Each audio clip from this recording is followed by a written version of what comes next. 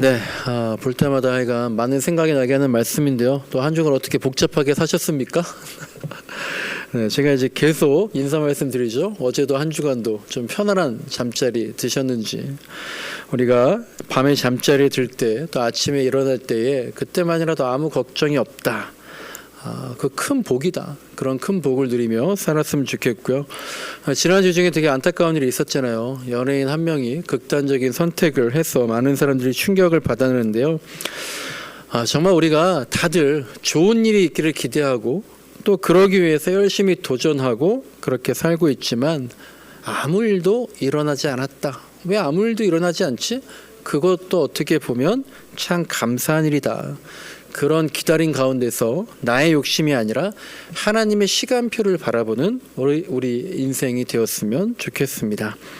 오늘은 균형이라는 제목으로 말씀을 나누려고 합니다.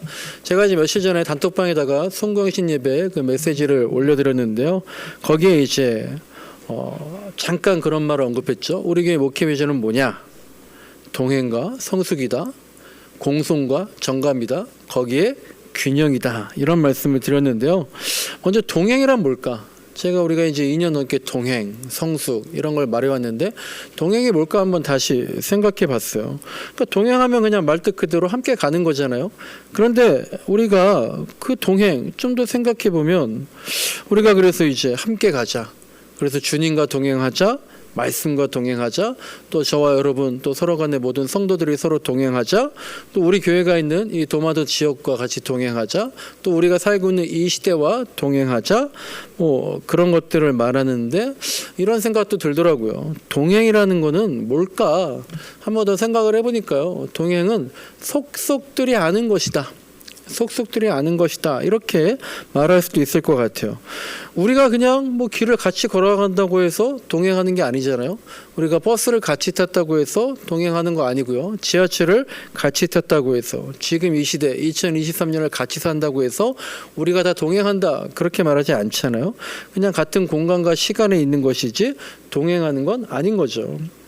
KBS에 보면 동행이라는 다큐 프로그램이 있는데요. 그 프로그램 만들기 위해서 제작진들은요, 거기에 출연할 가정이나 주인공들 대해서 적어도 몇십 일이나 혹은 몇 달 동안 그들과 같이 하면서 그들의 상황에 대해서 속속들이 다 파악을 하게 되잖아요. 그래서 그렇게 실제로 그들과 동행하면서 다 보면서 다 들으면서 그러면서 그 친구들, 그 어렵게 있는 사람들이 이 사회와 함께 동행할 수 있도록 프로그램 만드는 건데요. 우리가 100%를 다 알 수는 없겠지만 그들과 같이 동행하면서 그들의 상황에 대해서 속속들이 알아가고 그래서 실제 도움을 주자. 그러면서 그런 취지로 동행이라는 프로그램을 만드는 것 같아요. 그런 면에서 그런 것들을 생각하면 저는 이런 생각이 들더라고요. 우리가 나름대로 동행하고 있다. 동행해 왔다. 그런 생각이 듭니다. 교회가 작잖아요. 그러니까 사람이 적잖아요. 그러니까요. 의도하지 않아도 많은 것들이 노출이 돼요. 저랑 아내가 싸우고 오면 주일날 티가 나더라고요. 그런데 또 때로는 그게 서로를 민망하게 서로 많이 알다 보니까 그렇게 될 때도 있는 거죠. 그래서 저도 이제 그런 면에서 너무 민망하게 알면 또 그것도 민망하지 않을까 그런 면에서 늘 조심하려고 하는데요. 그래도 우리가 서로를 좀 더 긴밀하게 알게 되었다라는 면에서 우리가 동행하는 길을 걸어온 것 같다. 또 우리가 1:1 제자 양육이나 바이블부터 성경 공부를 하면서 그리고 주일 예배 후에 우리가 전체가 다 모여서 나눔과 교제로 예수님에 대해서 좀 더 속속들이 알아가다 보니까 또 우리가 주님과 예전보다는 더 동행하고 있다. 그런 생각이 듭니다. 그리고 이제 또 하나가 성숙이라 그랬잖아요. 동행과 성숙. 성숙은 뭘까? 성숙은 뭘까? 우리가 성숙했습니까? 한번 생각해 보니까요. 외연뿐만 아니라 내면이 같이 성장할 때 우리가 성장이란 말보다는 성숙이라는 표현을 하잖아요. 그렇다면 내면이 같이 성장한다. 이런 걸 어떻게 알 수 있을까? 여러 가지가 있겠지만 신앙에 있어서 우리가 성숙했다. 이 지표가 되는 거는 하나 이런 게 있는 것 같아요. 내 신앙이 나를 위해서, 나를 더 많이 생각하는 그런 개인적인 신앙생활을 하던 것이 교회를 위해서, 공동체를 위해서, 교회와 하나님 나라를 더 많이 생각하는 좀 더 이타적인 신앙생활을 하는 것이 성숙이 아닐까 싶어요. 그래서 우리가 개척교회를 또 하다 보니까 이것도 뭐 어쩔 수 없이 자연스럽게 나뿐만 아니라 우리 공동체를 위해서 우리 교회를 더 많이 생각하게 되는 것이 우리 신앙을 그래도 좀 더 성숙하게 한 게 아닌가라는 생각이 들더라고요. 그리고 이제 우리가 더 성숙해지면 우리 교회뿐만 아니라 이 지역과 해외 선교를 위해서, 그리고 하나님의 지배 영역이 더 넓어지는 그런 주의 나라를 위해서 더 많이 고민하고 생각하고 함께 움직이게 되겠죠. 그렇게 나보다 우리를 더 많이 생각하는 게 신앙에 있어서 성숙이 아닐까라는 생각을 해봅니다.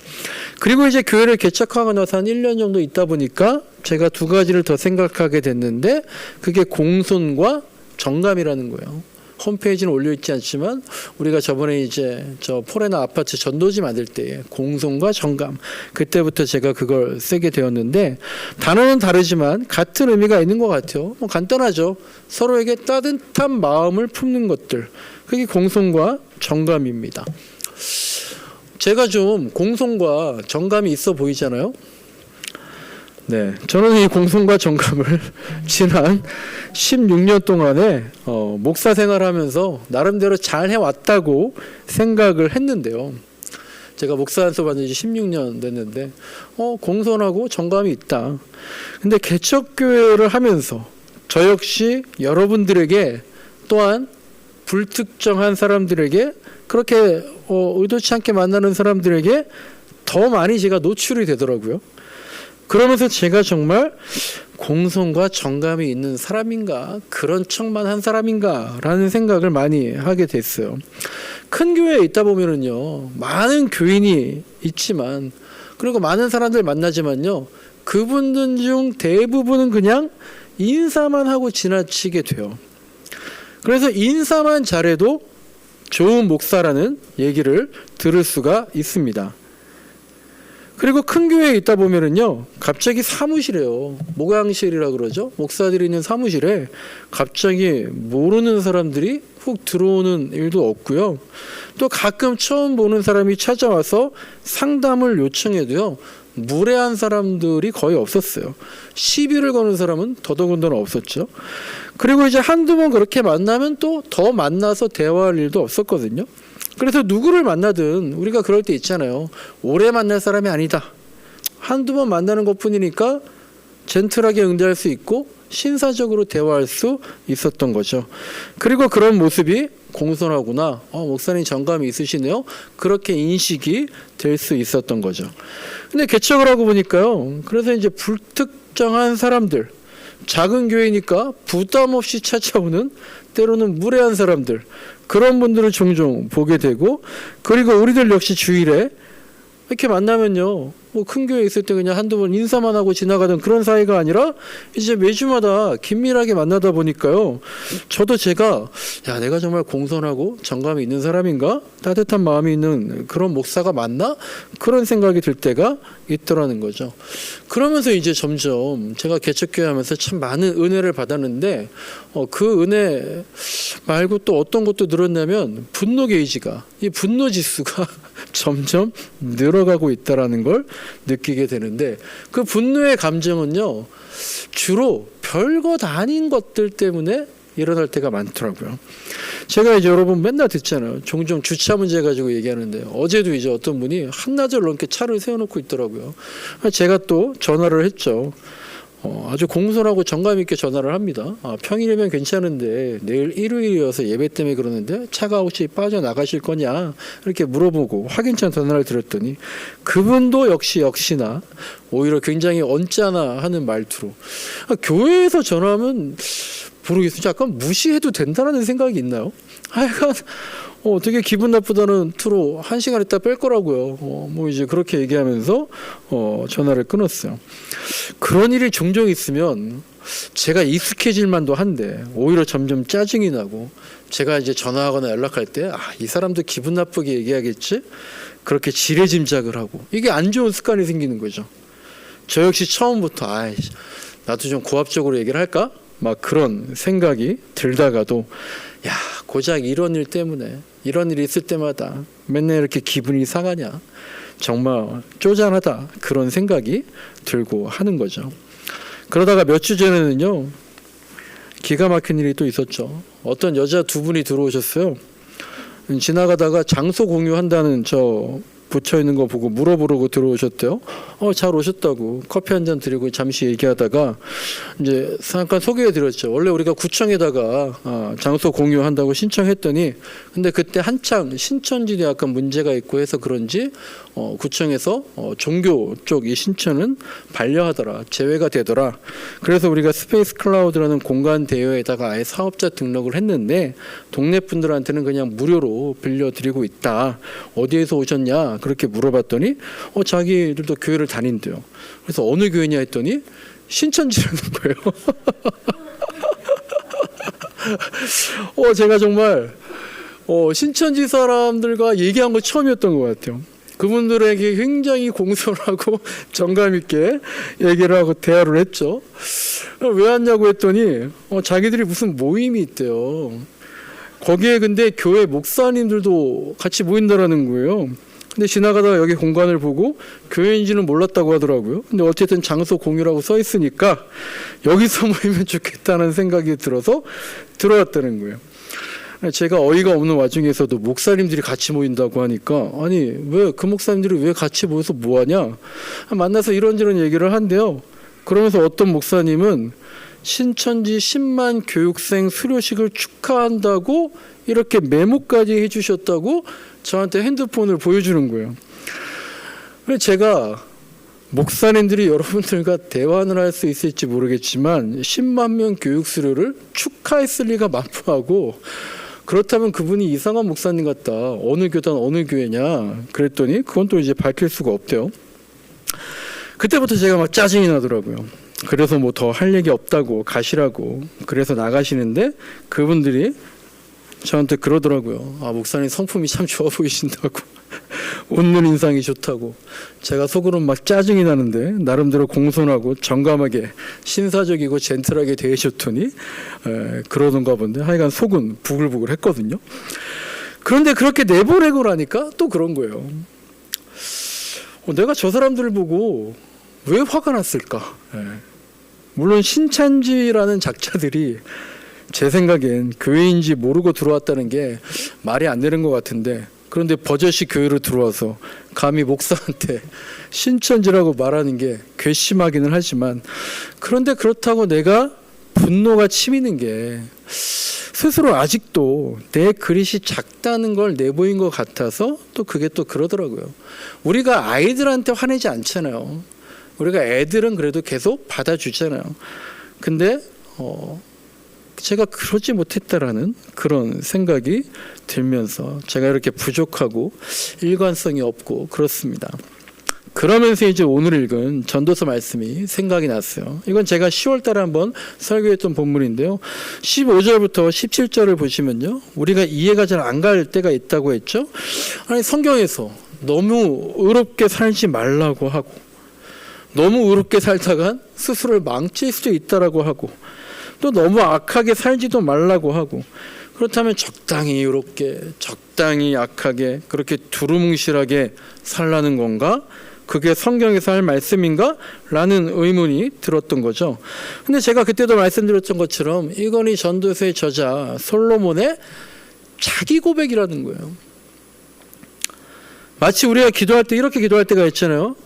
이 제 기도가 틀리는지 맞았는지 한번 보세요. 하나님, 제가 또 지난주에 죄를 저질렀습니다. 그럼 어떻게 해야 돼요? 죄를 짓지 않겠습니다라고 해야 되는 게 맞는 거잖아요. 근데 우리가 어떻게 기도합니까? 주님, 그런데 제가 죄를 또 짓지 않을 자신은 없습니다.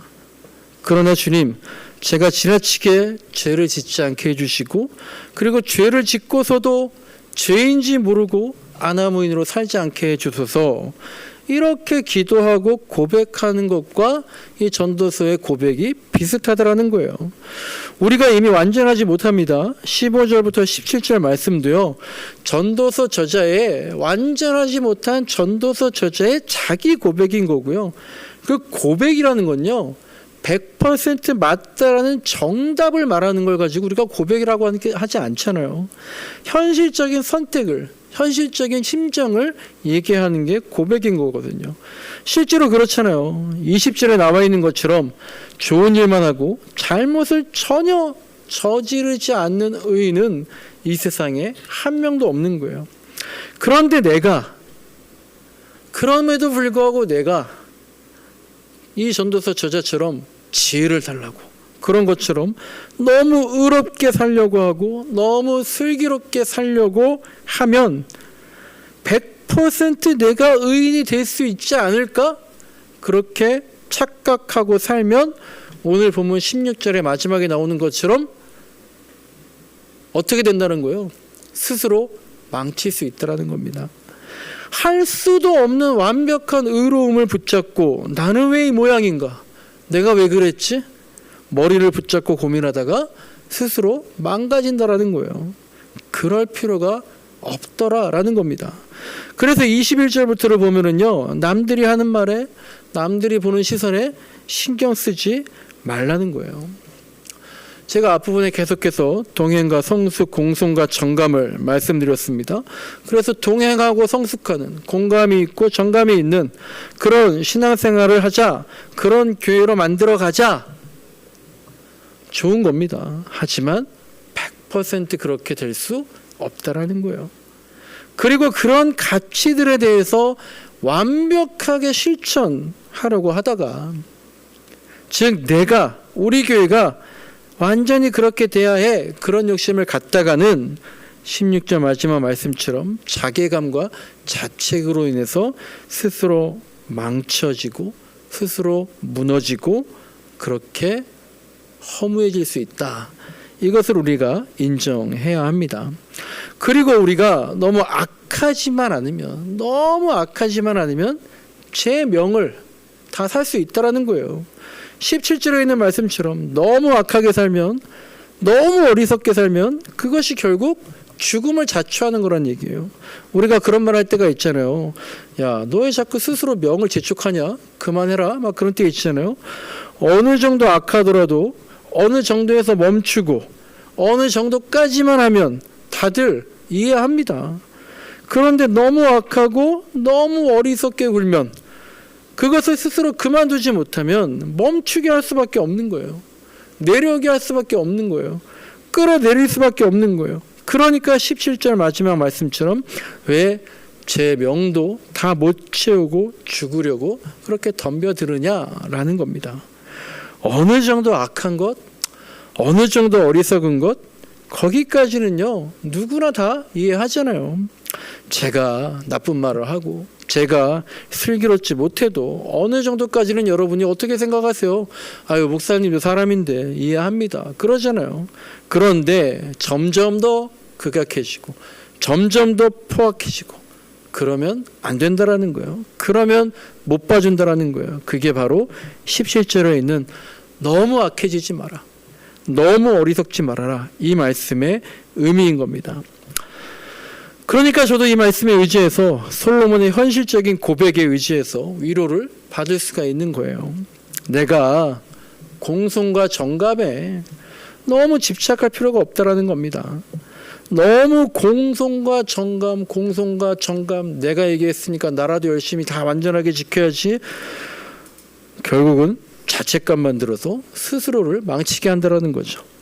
하지만 또한 어떻게 해야겠어요? 너무 자기에게 관대해져서 어차피 너는 100% 공손하고 정감할 수 없어, 그러면 조금 무례하거나 많이 무례하거나 그게 뭐가 다르냐? 그냥 너 자신만 지켜. 그래서 너무 자신에게 관대해지면, 너무 악해지면, 너무 무례하게 행하게 되면 그러면 생을 마감하게 될 수 있다는, 모든 게 끝나버릴 수 있다라는 거죠. 그래서 이 전도자의 저자 솔로몬이 18절처럼 말하는 겁니다. 18절 말씀을요 한번 같이 읽어보겠습니다. 7장 18절입니다. 시작. 하나를 붙잡되 다른 것을 놓치지 않는 것이 좋다.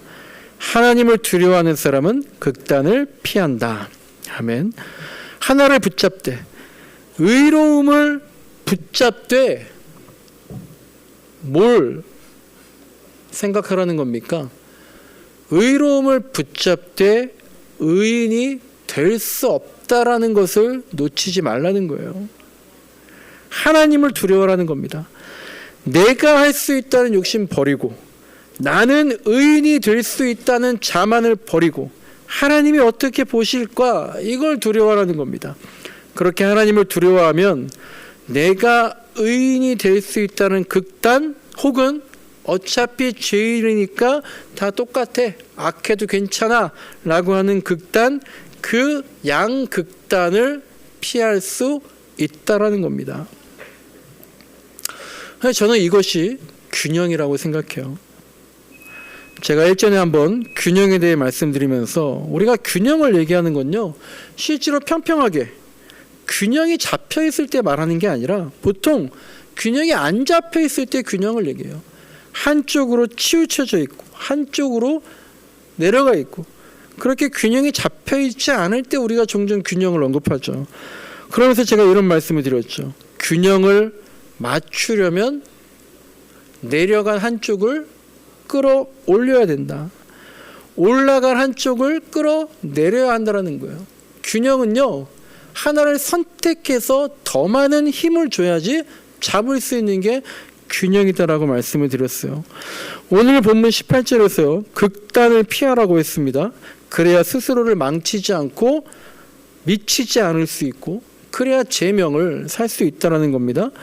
내가 지금 너무 의로움을 자신하고 있습니까?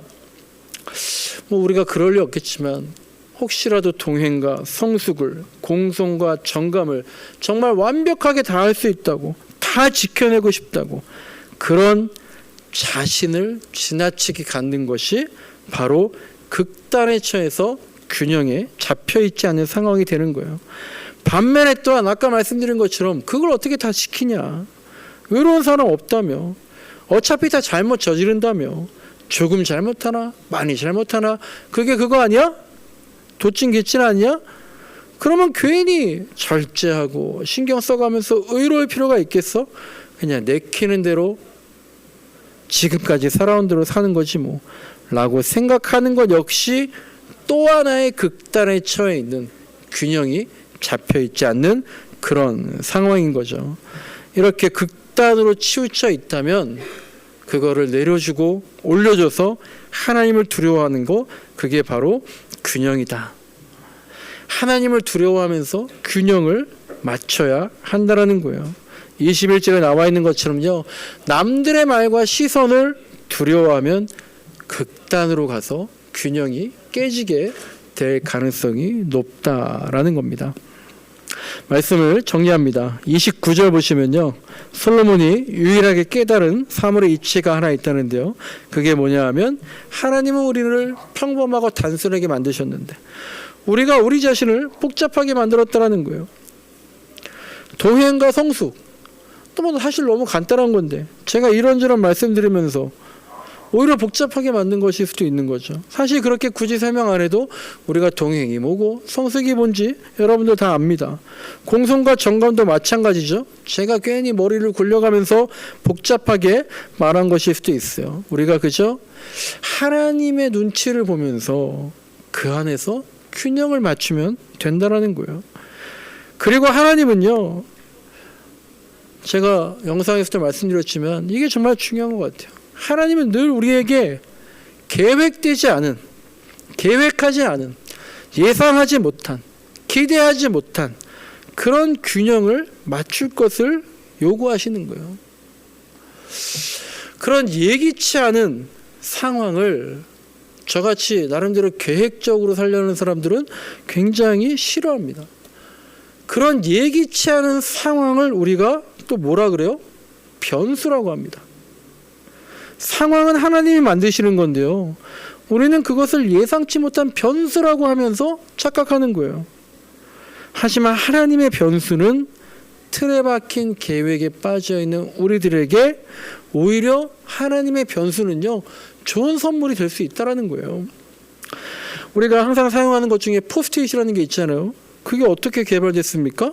원래는 한번 붙이면 절대로 떨어지지 않는 접착제를 개발하려다가 실패로 의도치 않게 발명된 게 바로 포스트잇이잖아요. 우리가 매일 쓰고 있는 내비게이션도 그렇잖아요. 원래는 군사적인 목적으로 목표물을 추적하고 위치를 찾아서 미사일을 쏘기 위해서 만들었다는데, 애초에 그런 의도에 더해서 이제는 모든 사람들이 길을 찾아갈 때 쓰게 된 거예요. 의도하지 않은 일에 대해서 그걸 우리가 실패라고 얘기할 때가 있어요. 그렇게 실패라고 생각되는 일에서, 그래서 돌발 상황이 생겨서 큰일 났다, 문제다, 그렇게 문제가 됐다고 하는 상황에서 우리는 그것을 변수라고 하면서 곤혹스러워하지만, 그래서 스스로를 복잡한 생각으로 몰아붙여서 오히려 내 인생의 균형, 신앙의 균형, 교회의 균형, 하나님 나라의 균형, 이것을 스스로 무너뜨리지만, 오히려 우리가 그 변수를 하나님의 계획이라는 상수로 생각한다면 흐트러진 균형도 맞춰 나갈 수 있다라는 겁니다.